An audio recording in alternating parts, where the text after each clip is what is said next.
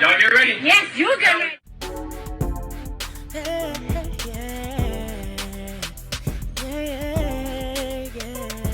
If you want the latest news in the streets, join us and tune in for the tea. Breaking news with integrity. So tell your friends and your family. It's the Lovelyti TV show, bringing you good tea and good vibes. It's the Lovelyti TV show. Be sure to share, like, and subscribe. Hey you guys, so it is a lot going on today. I can't even lie. There's stuff going on with me personally, but outside of that, there's a lot of stuff going on here in the Twin Cities. I'm sure you guys have all heard by now about the shooting that took place today in Minneapolis, where 17 people were injured and 2 children were killed. An 8 and a 10-year-old, they were sitting in the pews of their Catholic school. The school is called the Annunciation Catholic School in Minneapolis. For those who want to be technical, it's in Richfield. And I did live in Richfield when I was younger, so I know exactly where this is at. A shooter walked in this morning and just started shooting indiscriminately. They said 14 of the injured victims were children between the ages of 6 to 15. 3 were adults. And then, like I said, the other 2 were children who passed. So this entire situation is extremely devastating. And you guys know my oldest son, he works in the school system. So he came over here. We had a long talk about this. And what was so crazy is that on Sunday, we went to church and my pastor had all the kids come up to the front of the church, like all the kids and the teachers. And he prayed over everyone and said, you know, there's going to be a lot of spiritual warfare. There's going to be a lot of things going on, especially with the schools. And this was just Sunday. And then come Wednesday, there's a school shooting in Minneapolis. You could not have told me in 100 years that we would have a school shooting up here. And what's even more crazy is that the school shooter has not been identified. And he's a trans woman or whatever, a trans man, I don't know.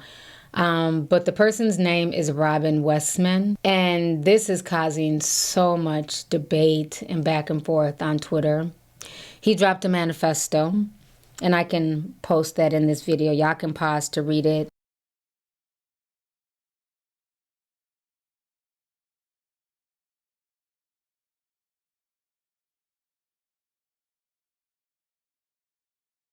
I've read parts of it. I'm not about to read it out loud. I don't have the energy to read it out loud. But he also dropped an 11-minute video, so me and my oldest were watching it. Very disturbing stuff. And I don't think I can put the video in here just because YouTube policies. But if y'all want to see the 11-minute video, because they've deleted it off of Facebook and stuff, my oldest downloaded it and sent it to me. I think it's on Twitter. But very disturbing stuff. I mean, guns, bullets, talking about he wants to kill Trump and just a lot of stuff. And I'm like, okay, so when he uploaded this, because it's been online for a few days, nobody thought to raise the alarms. Nobody thought to call the police. Nobody thought to tell his family what's going on. It's always interesting how all this stuff comes out after the fact. Another thing that I'm finding very interesting, that a lot of people are making connections, how like the last 4 or 5 school shooters have been trans. So of course this is causing a lot of transphobia, especially on Twitter. Lots of talk of mental illness and everything else. The whole situation is draining. Like, you can just feel the sadness up here. Tim Walz just got done, addressing the state. And this is also, state fair season. The Minnesota State Fair is going on as well, so people are very nervous. Are there more mass shooters? Are there more sleeper cells? The whole thing is just heartbreaking. I'm going to go ahead and play you guys videos just to catch people up to speed on the latest breaking info. So I want y'all to just watch these clips I've put together. I'm going to show y'all some stuff about the shooter as well, and then I'll come back with the rest of my commentary. There are no words that can capture the horror and the evil of this unspeakable act. Children are dead. There are families that have a deceased child. You cannot put into words the gravity, the tragedy, or the absolute pain of this situation. We are a Minneapolis family. But to everybody out there, do not think of these as just somebody else's kids. Those families are suffering immense pain right now. Think of this as if it were your own. Every one of us needs to be wrapping our arms around these families, giving them every ounce that we can muster. These were Minneapolis families. These were American families. And the amount of pain that they are suffering right now is extraordinary. And don't just say this is about thoughts and prayers right now. These kids were literally praying. It was the first week of school. They were in a church. These are kids that should be learning with their friends. They should be playing on the playground. They should be able to go to school or church in peace without the fear or risk of violence, and their parents should have the same kind of assurance. These are the sort of basic assurances that every family should have, every step of the day, regardless of where they are in our country.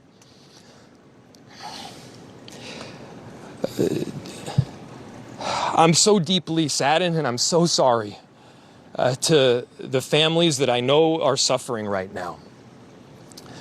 My ask is to everyone, stand by them. Love them. These families have forever been changed, and we've all been changed with them. We need to do everything possible to support them through this time. We have a family resource center that has been set up. I'm grateful for all of the law enforcement agencies from a number of different jurisdictions, and all the different departmental support that we've received. They're going to be working tirelessly. There's also a family resource center that is being set up as we speak to make sure that we're there for everybody. Again, to the families that are suffering, to those that have experienced loss, I'm so deeply sorry. We're going to be with you every step of the way. We love you. This kind of act of evil should never happen, and it happens far too often. The chief will provide additional details. My name is Brian O'Hara, BRIAN_OHARA.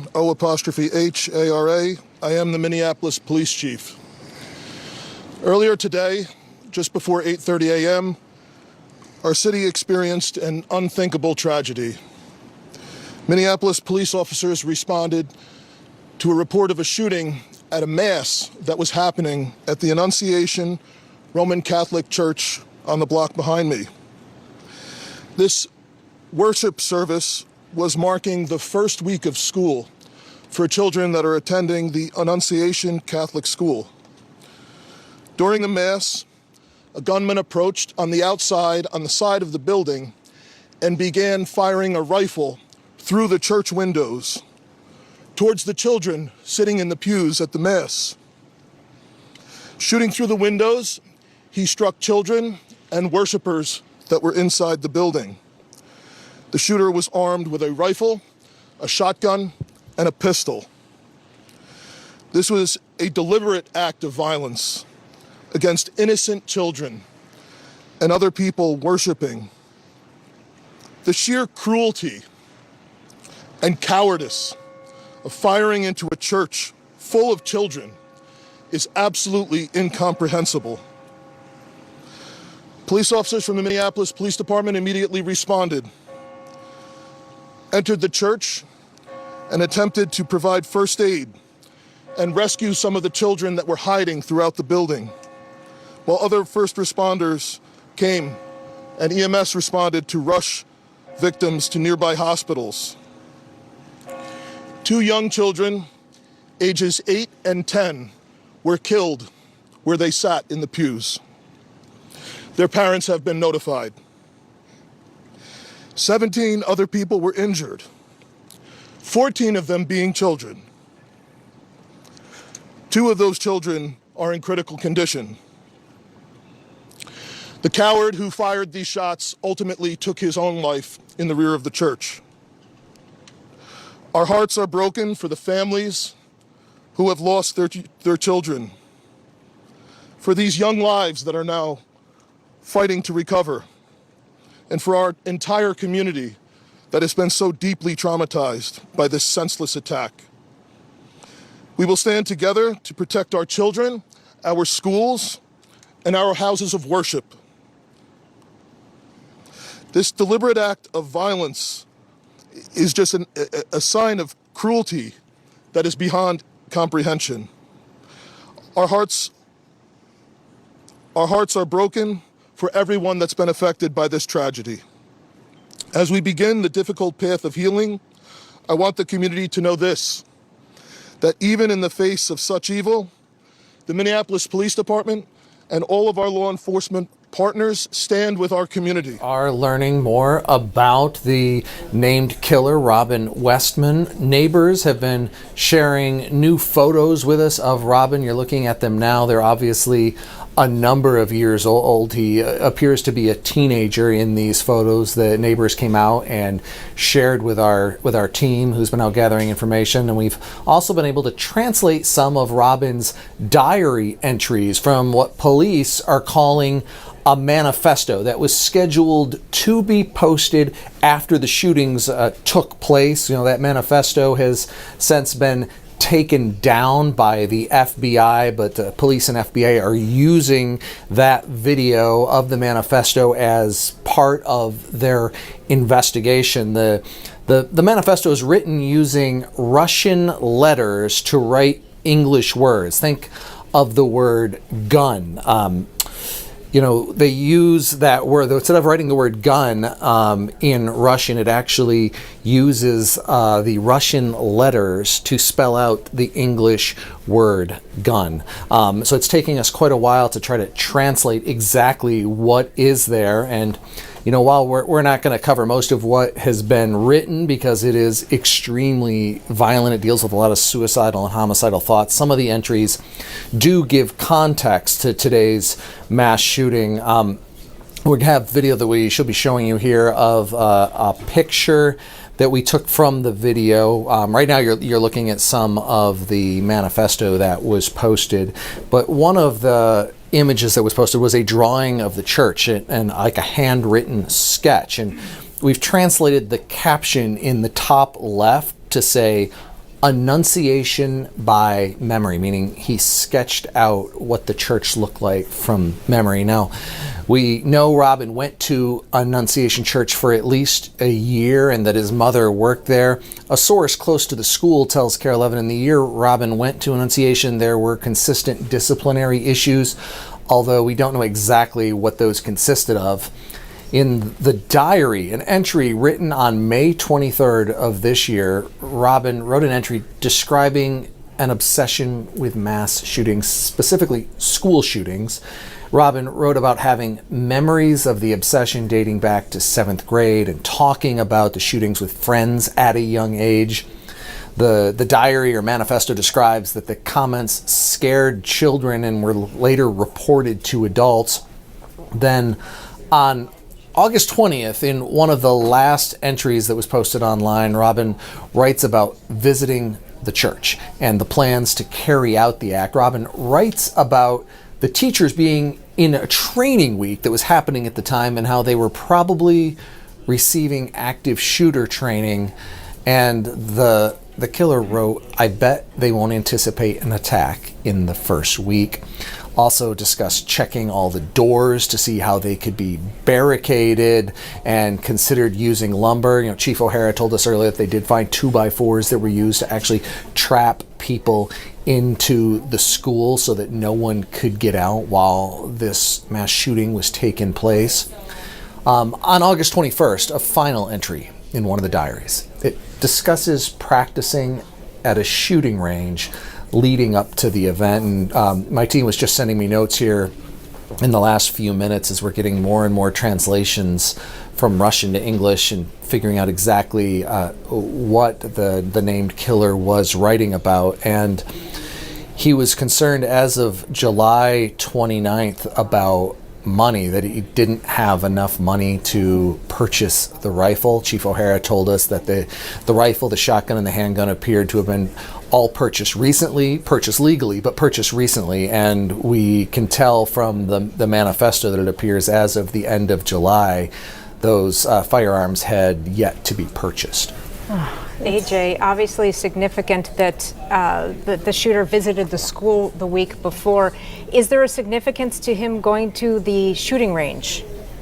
Well, if he didn't have the firearms, as of the end of July, at least the rifle, from what we can tell, he's writing about wanting to make sure they all work. That the scopes, the red dot scope specifically, was written about. Were worked and sighted in, so it appears that he would have been there practicing and learning how the guns worked and how they shot. Well, and it's interesting too, the chief confirmed what your team had found, that he had no criminal history. Yeah, this 23-year-old did not have a criminal history. Like we said, we were hearing from folks that there was mental health issues that folks who knew him were aware of dating back a number of years. But certainly, as you just said, Julie, nothing that rose to a criminal level, and certainly nothing that prevented him from going out and legally purchasing these firearms, as the police chief explained. All right, AJ, we appreciate your investigative work. Thanks so much. Let's check out our Caroline Cummings. She has been live there at the scene at the Annunciation Catholic Church throughout the morning. Caroline?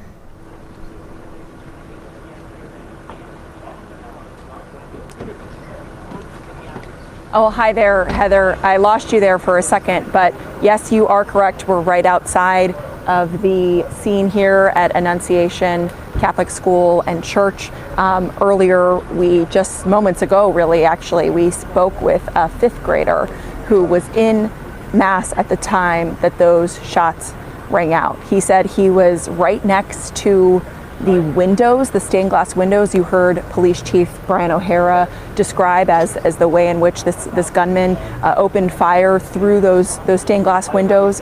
And he talked about how they prepare for active shooter drills in school, but that it was never at church, which to me just struck me as just the innocence of this young boy, saying we practiced this, but we didn't practice it for this moment. And he also talked about how his friend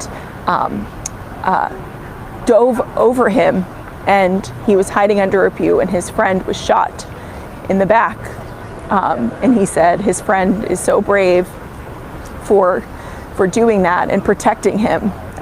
It was really so powerful to hear, and we want you to hear directly from this young, brave boy.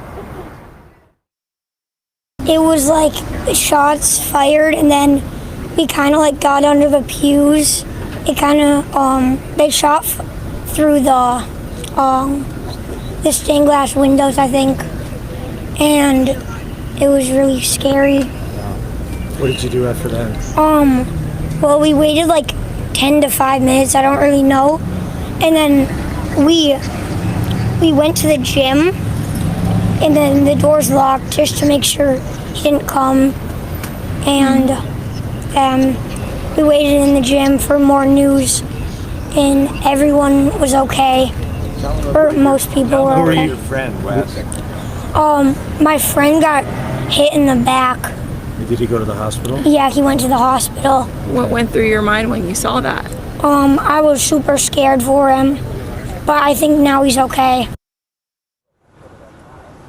So you heard it there from Wes, that really brave fifth grade boy who was in the church at the time this happened. He described seeing his mom when he could finally be reunited with her, and he said that he was relieved because he didn't know if he would see her again, what was going to happen in that moment. But yeah, just a harrowing tale of what happened inside the church this morning when Wes and so many other school children at Annunciation School were kicking off the school year, going to Mass in the middle of prayers. He said it happened really soon after Mass began, and it was just the unthinkable that unfolded thereafter, guys. So scary and so brave at the same time.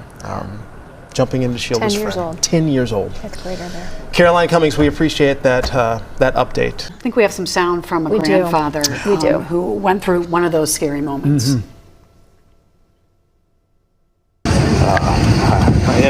Inexplainable, and it happens way too much. And when it happens to your own children, then you're going to think very differently about this. And there's only one way to think about it, and there's nothing this precious little boy ever did to deserve this. To go through it, it's just heartbreaking. Continue to monitor the scene there in Minneapolis. We are hearing directly from eyewitnesses. Clarissa Garcia is a student who attends Annunciation Catholic School, and she was inside that church when shots rang out. Here's what she told our Minneapolis affiliate about what she witnessed. I was just at church, and I heard something like really loud, like I thought it was fireworks in the church, and then I saw the shooting. And I was like, oh my gosh, I'm so scared. And so a teacher led me downstairs to like the preschool classroom. And so I went there, and me and my friend Cece were just praying, and then we went outside. We were just like waiting there, and then we went to somebody's house to be safe, and then we went to the F-45 thing, and then I saw my mom, and I was just like so happy, I was really glad that she was like with me. And what was going through your mind when you were in that preschool classroom praying? I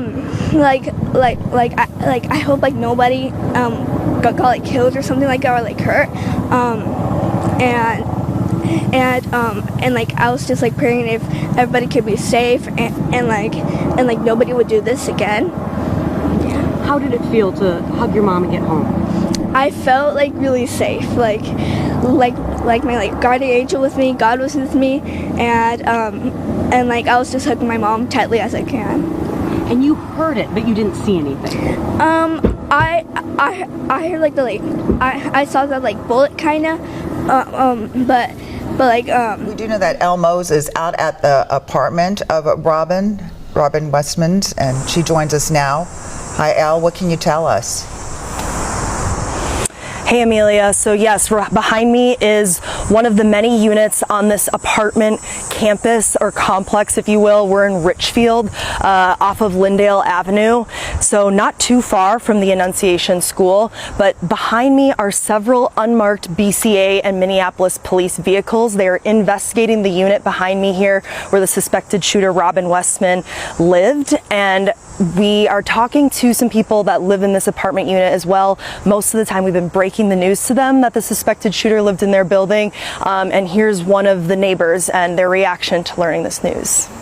Maybe I've seen his face, I don't know, but it's just so scary, to have a shooter next door to you and you have a kid. And those innocent children, they don't deserve to die like that. It's crazy. They don't deserve. I'm sorry for their loss. Sorry to the parents, and sorry to those innocent children. It's so scary. As your mom yourself, what's going through your head knowing she's going to be school age soon? I know. I don't even want to think about that right now. I just hope that one day all this will stop. I just hope the gun violence and everything, they will just get control of it, Nobody has the right to just own a gun like that, People have to go through stuff before you can own something. It's crazy.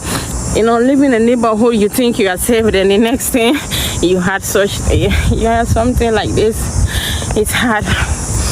My heart goes out to the parents and for those innocent children, What's the feeling knowing the shooter lived in the same complex? Oh my goodness.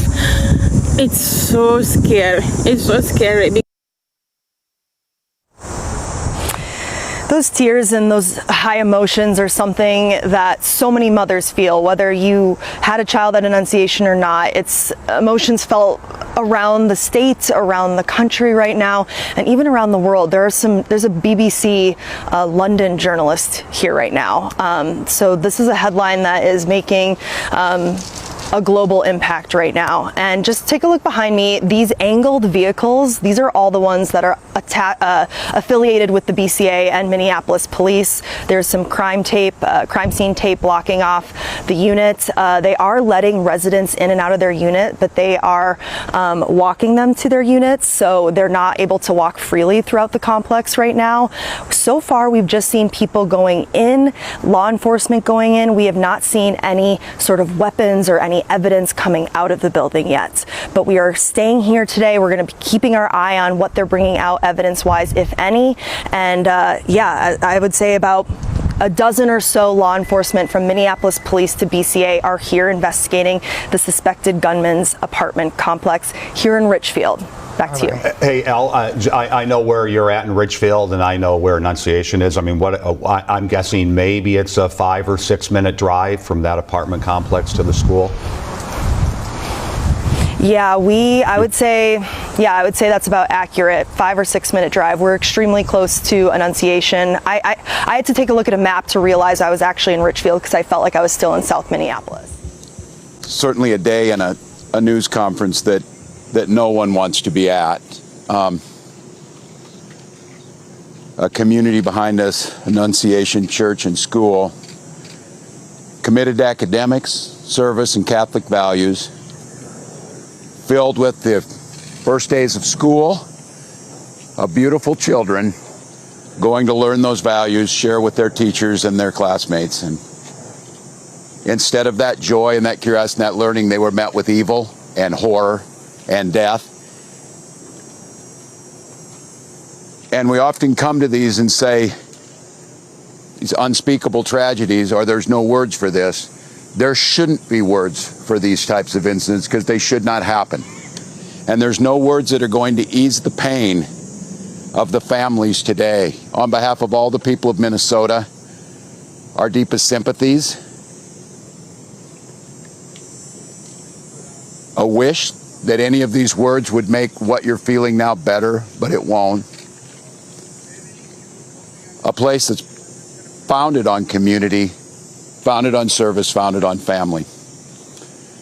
I'd like to give special thank you to the mayor and the team in Minneapolis, Minneapolis Police Department, Hennepin County Sheriff's Office, Minnesota State Patrol, the BCA, so many agencies, our federal partners in the FBI, the first responders, and the heroic work that's happening now as we speak at multiple medical locations, including Hennepin County Medical Center, where most of our children were transported to receive the life-saving care. The thoughts and prayers and the hopes and the support that we need to give them in this moment, too, is critical. Speaking with all the people here and grateful to our federal partners, Senator Klobuchar speaking early this morning and receiving a call from President Trump, who was with his leadership team of the Attorney General and the Vice President, expressing their deep condolences amongst the horror that happened and an offer to provide the support to the folks here in Minnesota of what's needed. So there's a lot of cameras here, and unfortunately we have been through these types of things. They will be gone at some point. All of you have to do your jobs. But what happened here today will not be gone. Minnesotans will not step away. We'll stand with this community. We'll redouble ourselves to do the best we can to understand what we can do to prevent any parent from having to receive the calls they received today, from any school dedicated to children having to respond to a situation that, as we said, is unthinkable, but that's all too common, not just in Minnesota, but across this country. It's Minnesota's day today, and it's my strongest desire that no state, no community, no school ever experiences a day like this. So I ask the rest of the folks around the country who are watching, keep us in your thoughts and prayers, but also keep us in the thoughts for action. Keep us in the ideas that we can work together. And it's on these days like this, I think, and I hope we can hold on to it. We are unified as a community. Everybody across the country today is part of the Annunciation Parish, and they're with those Elizabeth families. Littlefield live outside of Children's Hospital for an update. Susan Elizabeth, what's happening, please? Well, for the first time today, I can tell you I have some good news to report. You know, we told you that 7 children were taken here to Children's. Children's is a level 1 trauma center. So when major injuries happen all over the region, around 5 states, kids end up here to get treated. They are prepared for this. They have trained for this. And today they have been treating 7 different patients here at Children's. Now, to the good news, we are told that 4 of the 7 have been discharged. They are home right now. They are out of the hospital. They are safe. And we know that there are 3 more inside that are getting excellent care here at Children's. We're going to continue to monitor this. But I know on days like this, guys, I mean, we're just searching for any bit of hope and good news. And we got some here. 4 people have been discharged and are okay after their injuries today. Well, that's encouraging. Yeah. Best wishes to the other 3. We hope you can give the same report later on. Thank you, Susan Elizabeth. Hennepin Healthcare in Minneapolis is also treating victims. Our John Lordson is live outside of the medical center right now. John, what can you tell us? Yeah, Frank, earlier today we heard from Dr. Thomas Wyatt. He's an emergency physician, much like Children's. This is a level 1 trauma center here at Hennepin Healthcare. You know, the shooting happened just before 8:30 this morning. By 8:45, their emergency team had mobilized here at Hennepin Healthcare.